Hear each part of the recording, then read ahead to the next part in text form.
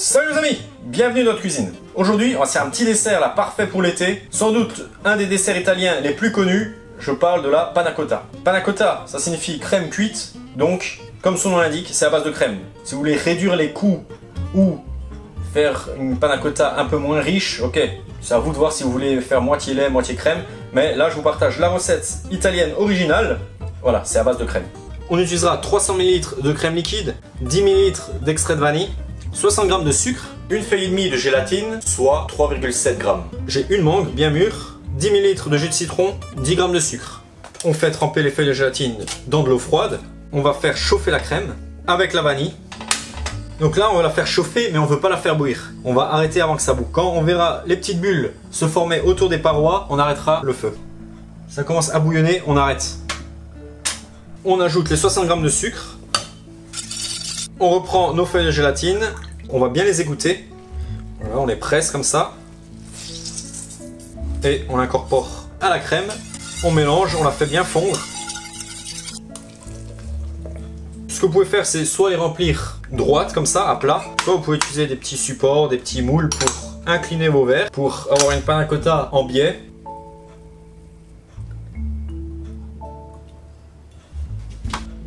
Il y a une quantité suffisante pour remplir 5 verres. J'en mets pas beaucoup. Hein. Vous voyez, j'ai rempli 1,5 cm.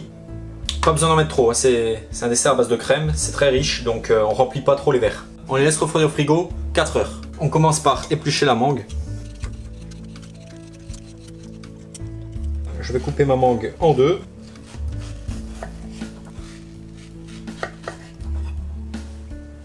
Là, je peux récupérer un maximum de chair. Voilà, là j'ai 100 g de chair de mangue grossièrement coupée. Là, je vais couper des petits dés avec le reste de mangue.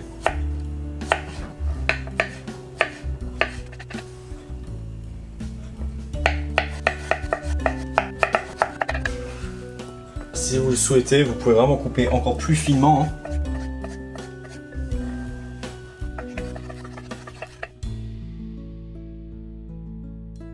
Voilà les différentes tailles. On va réaliser notre coulis de mangue. Pour ça, vous pouvez utiliser un blender si vous avez. Sinon, vous pouvez le faire dans un bol avec un mixeur plongeant.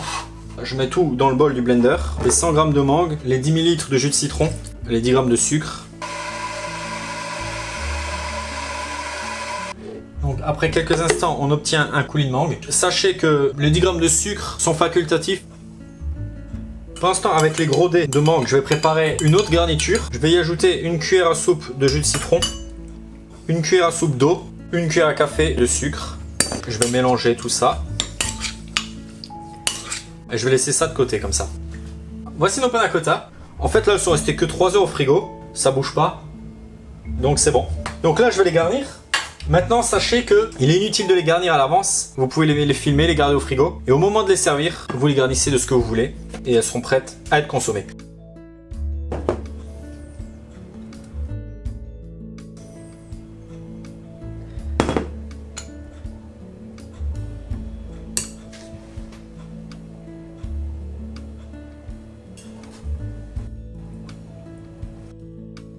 Et le tout est joué, il n'y a plus qu'à déguster. Là, on a les gros cubes de mangue qu'on a laissé macérer. Il y a plus de jus qui s'est formé. Je vais garnir cette panna cotta avec ce jus et les fruits.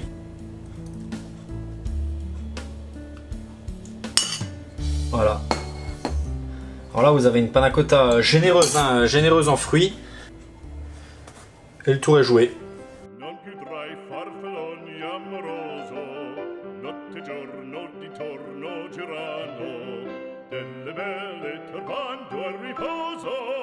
Narcisetto giro d'amor, delle belle turbando e riposo, Narcisetto giro d'amor. Non più avrai questi bei panacchini, quel cappello leggero galante,